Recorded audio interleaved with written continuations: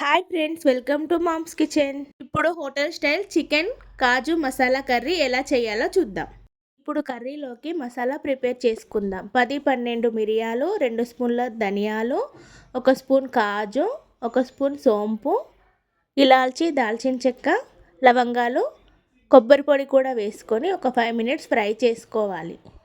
ఇది చల్లారిన తర్వాత మిక్సర్ జార్లో వేసుకొని మెత్తని పౌడర్లా చేసుకొని పక్కన పెట్టుకోవాలి. స్టవ్ ఆన్ చేసుకొని ఒక ప్యాన్ పెట్టుకొని అందులో 2 టేబుల్ స్పూన్ల ఆయిల్ వేసుకొని ఆయిల్ హీట్ అయిన తర్వాత 2 ఆనియన్స్ కట్ చేసి వేసుకోవాలి. ఇందులోనే పచ్చిమిర్చి కూడా వేసుకొని గోల్డెన్ బ్రౌన్ కలర్ వచ్చేంత వరకు వేయించుకోవాలి. ఇందులోనే పుదీనా, అల్లం వెల్లుల్లి పేస్ట్ కూడా వేసుకొని ఫ్రై చేసుకోవాలి. కడిగి పెట్టుకున్న చికెన్ కూడా వేసుకొని హై ఫ్లేమ్లో 2 మినిట్స్ కలుపుకోవాలి.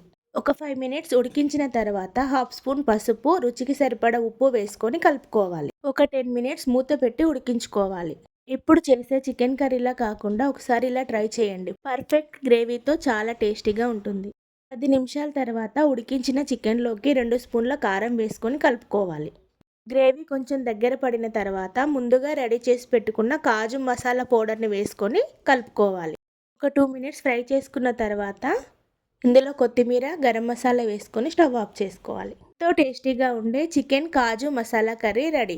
ఇది అన్నంలోకి, చపాతీలోకి అన్నింటిలోకి చాలా బాగుంటుంది. మీరు కూడా ఒకసారి తప్పకుండా ట్రై చేయండి. Thanks for watching.